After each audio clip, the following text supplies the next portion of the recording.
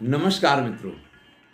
संस्कृत साहित्य एवं संस्कृति के चैनल पे मैं डॉक्टर हरिनिवास महर्षि वात्स्यायन के कामसूत्र में आपका स्वागत करता हूं। और आज एक नया अधिकरण शुरू हो रहा है, छठा अधिकरण है और इस अधिकरण का नाम है वैश्यिक। देखिए, समाज में वेश्याओं का एक अपना स्थान रहा है। मैं ये तो नहीं कह सकता हूं कि इसका समर्थन होना चाहिए, मैं इसका विरोध भी नहीं करता। यह निश्चित है कि इस वृत्ति को कोई भी राजा हो, कोई भी सरकारी नियम हो, रोक नहीं सकता। ये एक स्वाभाविक प्रक्रिया है, ये एक स्वाभाविक वृत्ति है। हां, अगर आप इसको सम्मति देते हैं तो स्त्रियों का आधिपत्य बढ़ता है, और अगर आप इसको सम्मति नहीं देते हैं तो पुरुषों के आधिपत्य में स्त्रियां कार्य तो वही किया करती हैं। चलिए, आचार्य वात्स्यायन ने यहां पे जो वैश्विक प्रकरण प्रस्तुत किया है, वहां ये कहा है कि वेश्या नाम पुरुषाधिगमे रतिवृत्तिश्च सर्गात्। देखिए, वास्तविकता तो यह है कि कोई भी स्त्री जो है वो पुरुष का साथ चाहती है, उसका संभोग चाहती है। लेकिन वेश्याएं सिर्फ रति सुख के लिए ये कार्य नहीं करती। उनके पास आजीविका का साधन नहीं होता है तो अपने आजीविका के साधन के लिए भी इसका प्रयोग करती हैं। इसलिए उनका जो प्रयोग होता है उसकी विशेषता यह होती है कि वो प्रयोग दो प्रकार का होता है। एक है रतितः प्रवर्तनम स्वाभाविकम कृत्रिम अर्थार्थश्च।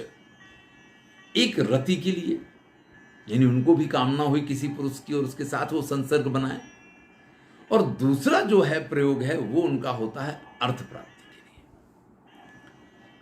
शास्त्रों में उल्लेख पाया जाता है कि धनवान हो तो वो लंगड़ा है, लूला है, अंधा है, बहरा है, कैसा है, वेश्या ये भी नहीं देखती है।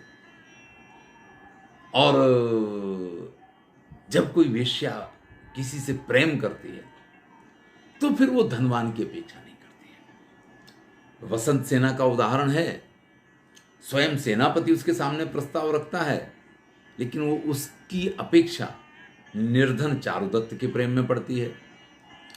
और इस प्रकार की भी कई कथाएं पाई जाती हैं जहां वेश्याओं ने सर्वस्व हरण कर लिया हो और धक्के मार के निकाल दिया हो।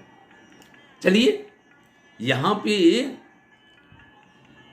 वेश्याओं के दो प्रकार की स्थितियां होती हैं, एक प्रेमवश और एक अर्थ के लिए।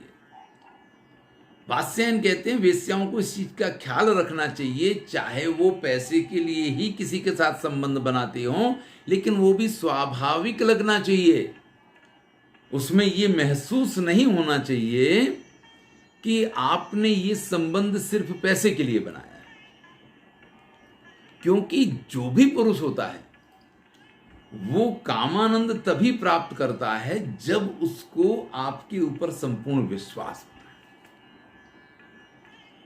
अब अगर आपने ये विचार कर लिया है कि बस आज की बात है, कल किसने देखा, तो ये बात अलग हो गई। ये आजकल की स्थिति है। आजकल जो स्त्रियां इस प्रकार के प्रयोग करती हैं या इस प्रकार का व्यवसाय करती हैं, उनका अपना कोई स्थान तो है नहीं कि जहां उनको ये हो कि ये मेरा कोठा है और मेरे कोठे पे नित्य प्रति ये धनवान व्यक्ति आना चाहिए। ऐसी कोई स्थिति होती नहीं है।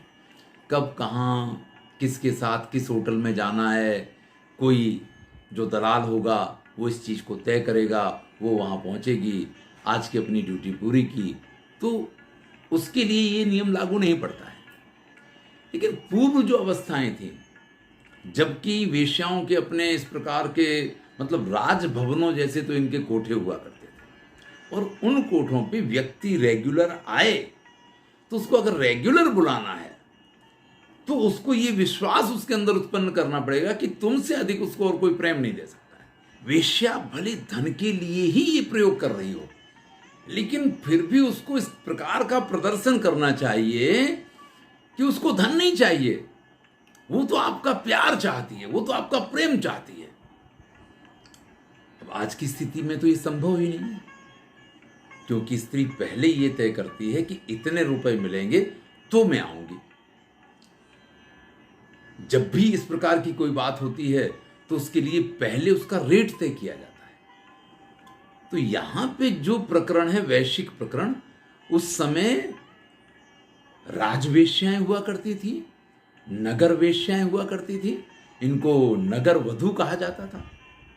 तो इनके लिए जिन शब्दों का प्रयोग हुआ करता था वो इनके लिए सम्मान सूचक भी हुआ करती थी, और उनके लिए ये सारे नियम बनाए गए क्योंकि उनको इस प्रकार के अधिकारों की आवश्यकता भी थी। अब आज तो स्त्रियों के अधिकार के नाम पे उनका अधिकाधिक शोषण हो पाए, इस प्रकार की परिस्थितियां खड़ी कर दी गई हैं। जो स्त्री समाज है वो कहता है कि नहीं, ये तो प्रथा होनी ही नहीं चाहिए, ऐसी कोई स्थिति स्त्री के जीवन में आनी नहीं चाहिए। वो अपना व्यवसाय करें, वो नौकरी कर लें, वो कुछ भी कर लें, लेकिन ऐसी स्थिति उनकी जिंदगी में नहीं आनी चाहिए। लेकिन ये तो सृष्टि का नियम है भैया, आप कितने भी प्रयत्न कर लें, लेकिन इस व्यवसाय से सरल धनोपार्जन का और कोई माध्यम नहीं है स्त्रियों के लिए। और ये एक ऐसा व्यवसाय है जिसमें अपनी रुचि से जाया जाए या न जाया जाए, लेकिन एक बहुत बड़ा वर्ग है जो ऐसे हर स्त्री को इस व्यवसाय में लाने के लिए तत्पर रहता है। तो उससे बच पाना भी बड़ा टेढ़ा काम है। मैंने आपसे कहा कि ईश्वर कामित प्रकरण में बात की थी कि किस प्रकार से जो आपके अधिकारी होते हैं, जो आपके ऑफिसर्स होते हैं, जिनके अंडर में आपको काम करना होता है, वो किस प्रकार से शोषण करते हैं, और वो शोषण कई बार एक से अधिक लोगों के द्वारा भी होता है। तो आप क्या कहेंगे इसको कहीं भी आप कुलवान स्त्री के तो काम कह नहीं सकते हैं। मैंने मीटू की भी बात की थी। तो यहां पे जो पूरी बातें कही गई हैं, आज की स्थिति में तो स्त्री उसके कहीं आसपास भी नहीं है।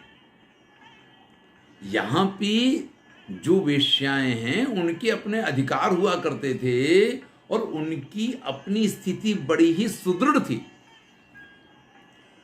धन प्राप्ति के उपाय के बारे में कहते हैं, न चान उपायन आर्थान साधयेत। अगर किसी वेश्या के कोठे पे कोई गया हुआ है और उसने वहां नृत्य वगैरह देखा और उसमें कुछ उसने दे दिला दिया और उसके बाद वहां से वो चला आया, अगर वो किसी के साथ शारीरिक संबंध नहीं बनाता है तो अब तुम कोठे पे आ गए हो, तुम्हें लूट ही लिया जाए, इस प्रकार का प्रयत्न कभी नहीं करना चाहिए। यानी उसके पास से अधिक धन की कामना तभी करनी चाहिए जब उसने आपके साथ शारीरिक संबंध बनाए हो। अगर इस प्रकार के संबंध उसने नहीं बनाए हैं तो कोठे पे आ गए, इसका मतलब आपको यहां से हलाल करके ही भेजा जाएगा। इस प्रकार का प्रयोग कभी नहीं करना चाहिए।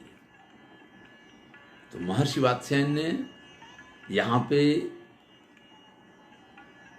इस प्रकार के नियमों का निर्धारण किया, इस प्रकार के मार्गदर्शन प्रस्तुत किए, कैसे लोगों के साथ वेश्याओं को मित्रता रखनी चाहिए। तो उसमें कहते हैं शासकीय अधिकारी हैं, वकील हैं, ज्योतिषी हैं, साहसी हैं, सूरवीर योद्धा हैं, कला कुशल लोग हैं, कला को सिखाने वाले लोग हैं, कुछ राजाओं के यहाँ पीठ मर्द विदूषक, कुछ माला बनाने वाले, सुगंधित द्रव्य विक्रेता, मदिरा बेचने वाले, इन लोगों के साथ उनको अच्छा व्यवहार बना के रखना चाहिए, क्योंकि इन्हीं के माध्यम से उनको अपने लिए योग्य, जिनको आप आज की सीधी भाषा में कस्टमर मिलते, इन्हीं के पास से उनको अपने लिए योग्य जो हैं धन की प्राप्ति करवा सकें, ऐसे ग्राहक मिला करते थे।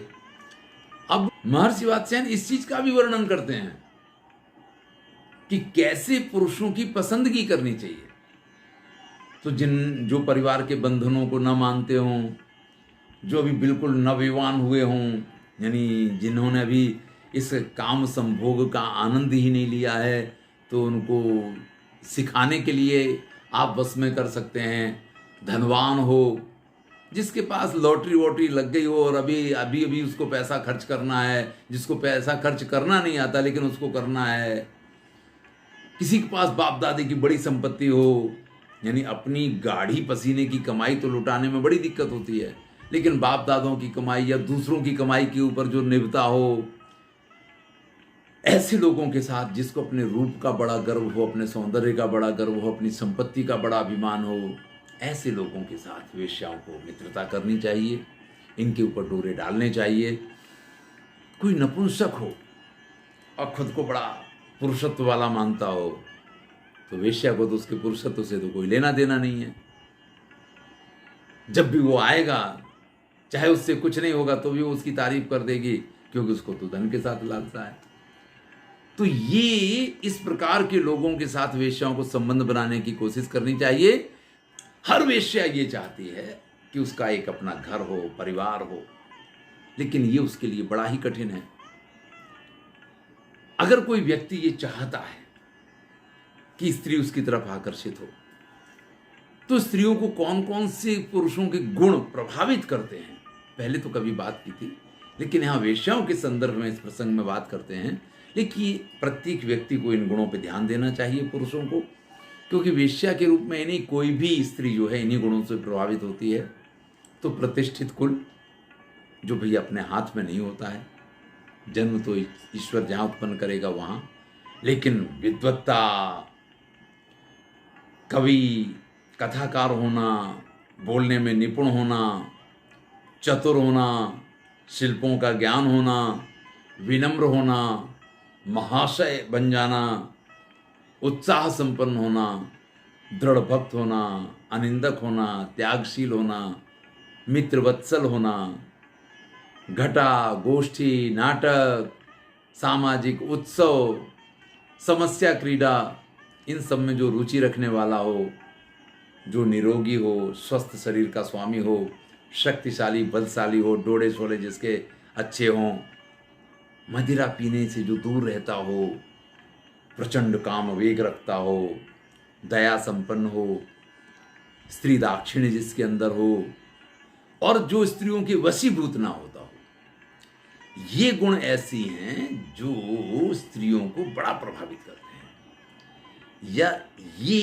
या इसमें से कुछ गुणों की स्थिति जो है वो स्त्रियों को आपकी तरफ आकर्षित करने के लिए पर्याप्त है। मिलन के कारण क्या क्या हुआ करते हैं, तो अनुराग है, भय है, अधिक धन का होना है, जीवन में संघर्ष का होना है, कभी वैर निकालने की स्थिति होती है, कभी कुछ जानने की स्थिति होती है, कभी पक्षपात होता है, कभी खेत बड़े थक हार गए और दिमाग बड़ा खराब था तो उन्होंने कहा चलो कोठे पे चले जाओ।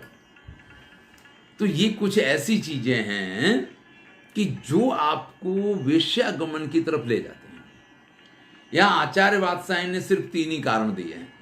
वो कहते हैं अधिक धन का होना एक धन कारण है, एक अनर्थ की हानि, यानी व्यक्ति की काम इच्छा इतनी प्रबल हो गई है कि उसका अपने ऊपर बस ही नहीं चल रहा, उसको लगता है कि नहीं तो मर जाऊंगा या कहीं किसी अन्य के साथ बलात्कार जैसी घटना कर बैठूंगा, और ऐसी स्थिति में वो अपने अनिष्ट की शांति के लिए वहां चला जाता है।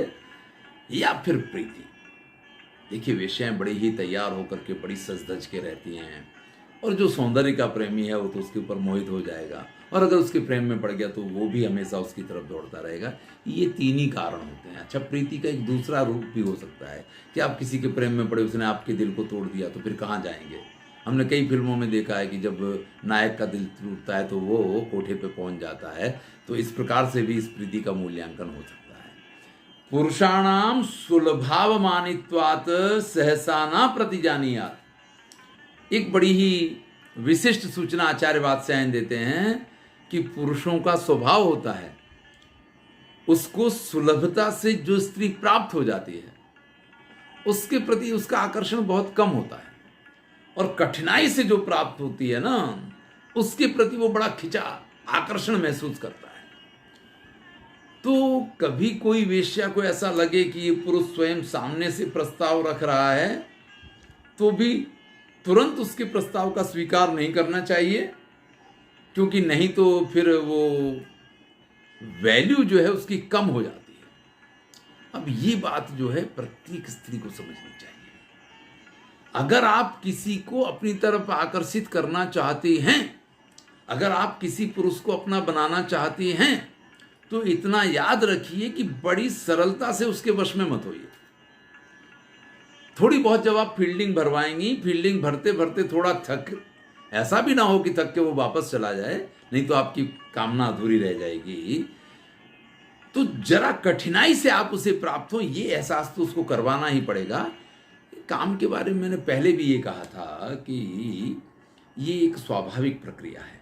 नित्य प्रति परिणित पुरुष अपनी पत्नी के साथ अपने घर में इस प्रकार के संबंधों के लिए हमेशा स्वच्छंद होता है, उसको कोई रोकने वाला भी नहीं होता है, पत्नी भी उसकी सहायता करती है। लेकिन फिर भी एक जिसको कहते हैं मोनोटोनस हो जाना, एक ही प्रकार के, तो वहाँ पे जो काम कला पक्ष है या तो उसका प्रदर्शन होना चाहिए, स्त्रियों को इसका विशिष्ट ज्ञान प्राप्त करना चाहिए, नए नए प्रयोग अपने पति के साथ करने चाहिए, तो ये जो है ना उसको आकर्षित करेगा।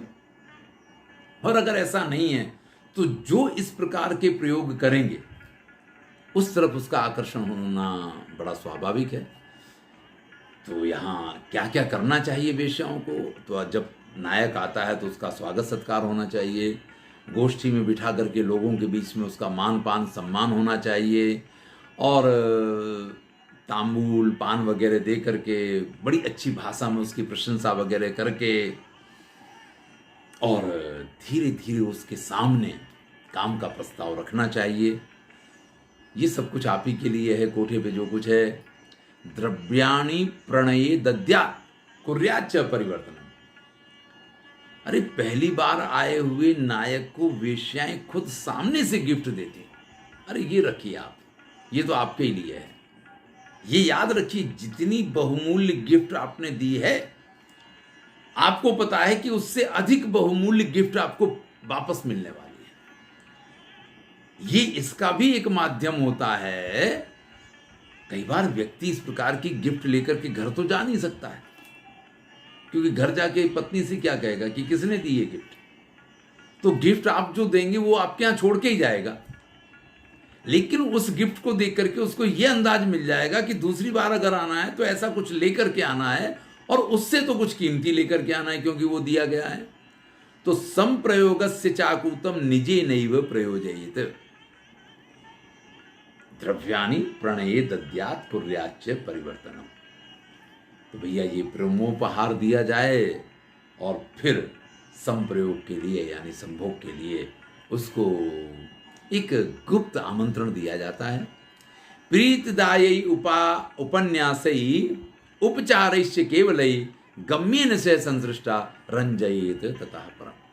और फिर जो वो वेश्या होती है उस व्यक्ति को अपने हाव भावों से इतना प्रभावित करे कि संभोग के बिना वो वहां से जा ना पाए।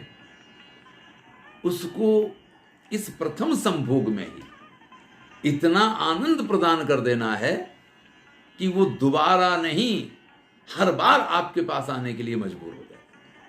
अब इसके लिए क्या क्या प्रयोग करने होंगे, इस बात को अगले अध्याय में प्रस्तुत करते हैं। हम भी इसको अगले अध्याय में देखेंगे। आप कहेंगे कि इसकी उपयोगिता क्या है, तो जैसे पारिवारिक प्रकरण के अंत में कहा है, वैसे यहाँ भी हम पहले आपसे कह दें कि ये आवश्यक नहीं है। खैर अब तो ये कोठे वगैरह हैं ही नहीं, लेकिन फिर भी मैंने आपसे कहा कि वृत्ति तो बंद नहीं है। हमारे यहाँ एक प्रोफेसर हैं, उन्होंने इसके ऊपर एक बहुत बड़ा पीएचडी करवाते हुए और सरकार के पास से एक बहुत बड़ी ग्रांट लेकर के इसके ऊपर पूरा सर्वे करवाया था। और उसके बाद जो उन्होंने इसके निष्कर्ष दिए ना, वो बड़े ही चौंकाने वाले थे। उन्होंने बताया कि समाज में 45% से भी अधिक स्त्रियां इस प्रकार के व्यवसाय में रत हैं। अब ये संख्या अगर हमें सुनने को मिले ना, तो ये बड़ी मतलब शौक देने वाली, एक बिजली का करंट लगे इस प्रकार की संख्या है। अब उन्होंने इसमें कई प्रकार के स्वरूपों का समावेश किया था कि कई बार लोग आजीविका के लिए इसका उपयोग करते हैं, कई बार लोग शौक के लिए इसका उपयोग करते हैं, कई बार लोग सरलता से धन प्राप्ति के लिए, मौज शौक के लिए इसका उपयोग करते हैं, कई बार लोगों की मजबूरी होती है, कई बार लोग अपने प्रमोशन वगैरह के लिए इसका प्रयोग करते हैं, कई बार परिवार के लोग ही अपने परिवार की स्त्रियों का इस प्रकार से शोषण करवाने के लिए तैयार होते हैं। तो उन्होंने इसके बहुत सारे क्राइटेरिया तय किए थे कि किन किन क्षेत्र में या किस किस प्रकार की स्त्रियां इसमें पाई जाती हैं, और इसमें पारिवारिक स्त्रियों से लेकर के और स्कूल में पढ़ने वाली लड़कियों तक की सर्वे में पूरी कहानियां बाहर आई। तो आज तो इस प्रकार के कोठे नहीं हैं, फिर भी ये व्यवसाय तो बंद नहीं हुआ है, लेकिन क्या हो गया कि पूरा व्यवसाय पुरुषों के हाथ में आ गया। इसकी मलाई पुरुष खाते हैं और स्त्रियां जो हैं शोषण का शिकार बनती हैं। पहले जो वेश्याओं की स्थिति थी ना, वहां स्त्रियां शोषक हुआ करती थी, पुरुषों का शोषण हो जाता था, लेकिन आज की स्थिति इसके विरुद्ध है। चलिए अगले अध्याय में कुछ और बातों को देखेंगे। मैं हूं डॉक्टर हरिनिवास। आनंद लीजिए। महर्षि वात्स्यायन का कामसूत्र है। यहां जीवन की हर वो शिक्षा है जिसकी आपने सामान्य रूप से कल्पना नहीं की होगी। धन्यवाद।